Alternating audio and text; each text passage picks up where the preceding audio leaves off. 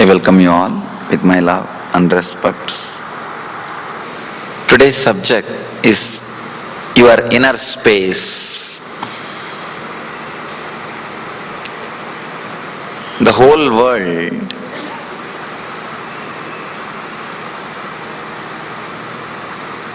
unused natural resource, I can say misused powerful natural resource is your inner space. Naturally available to us, just because we don't know how to use, it constantly gets abused. And we do not know the power of it.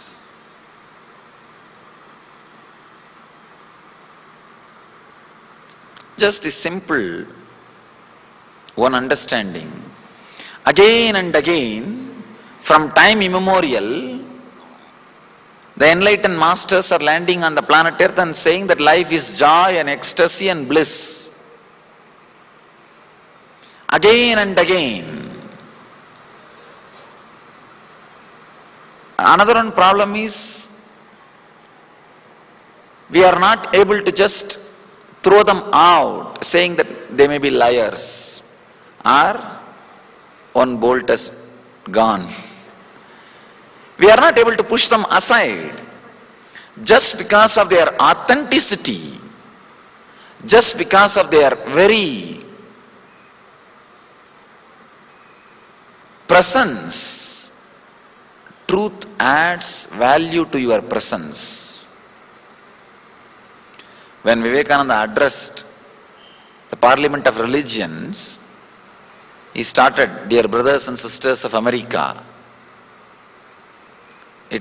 The reminiscences, people who witnessed the scene, they say that it took at least 10 minutes for the crowd to settle down. It was such a strong experience, not just clapping, the very feeling. Somebody asked Vivekananda, how this happened? Because every day you see in the street so many people calling you sister, brother, all those things. The problem is, when they call sister or brother, you don't know what for they are calling. There is a beautiful word in Sanskrit, ojas. If the person who is speaking, if he is speaking from authentic experience, the person who is listening has to listen authentically. Listener cannot escape, because the depth are the words will have its own quality. Not only that, anything comes out of the pure inner space has to penetrate your inner space, has to enter into your inner space.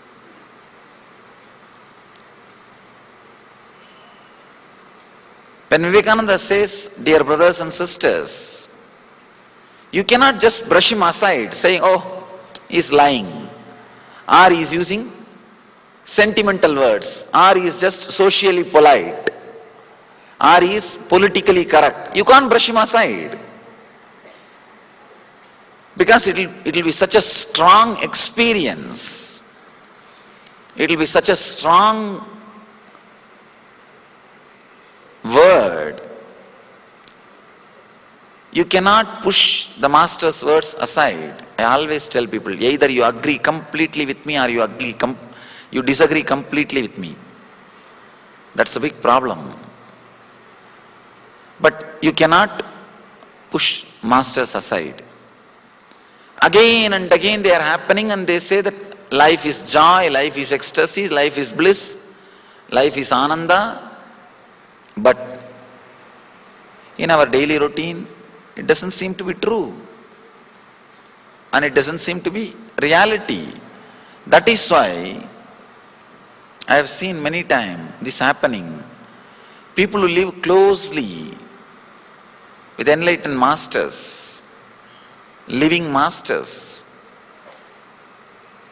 they can't understand what is going on. This guy is constantly radiating so much of joy, So much of ecstasy. I always tell people, if you live with the living master, either you should become enlightened or you will become mad. No other way. Because you are too close to truth. It's a dangerous zone. Either if you are cooperating, if you are letting that process to happen, if you are involving yourself, you will become enlightened. If you are resisting, the resistance will be too much, because every moment you have to resist, and you don't have so much of energy to resist, because his presence will be so strong, it will be penetrating. To resist an enlightened master, you need almost equal energy, which is practically impossible. That is the reason you can't push them aside. Neither we can push them aside, nor we are able to realize. Then where is the problem? Why their words doesn't seem to be reality in our system? Even people who follow many times feel the words which are coming out, why it has not become reality in my life? I can say the only one reason: unused, abused inner space. The first thing in the life, if somebody asks me, Swamiji, give me only one word advice. Actually, that is a big problem. Many people come and ask me, give me only one word. I tell them, if I have to give you one word advice, I need 2-3 hours. If I have to give whatever I want, then I can give it immediately. One word means it has to be essence. Once Bernard Shaw wrote a 100-page book. Somebody goes and asks, how could you write such a small book, 100-page? He says, I don't have time. If I had time, I would have written only 40-page. Understand? He says, I don't have time. That is why I wrote 100-page. If I had little more time, I would have written much smaller. Means to be precise, you need more time.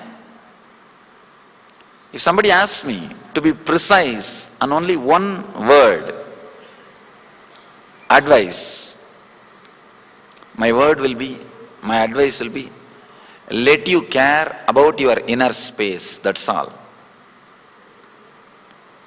Understand, without knowing, without respecting, without even having little sensitivity, constantly we are abusing our inner space.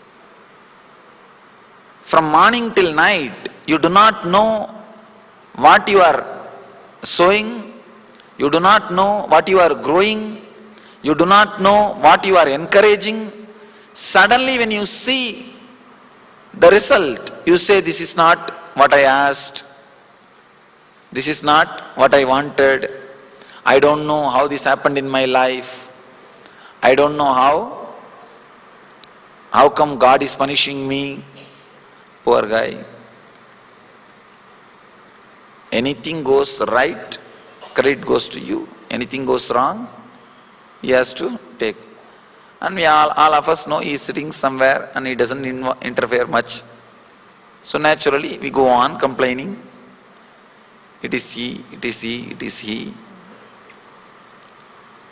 The concept of God has become a method to you escape from our responsibility. Escape from our responsibility. Shivoham, Shivoham, Shivoham.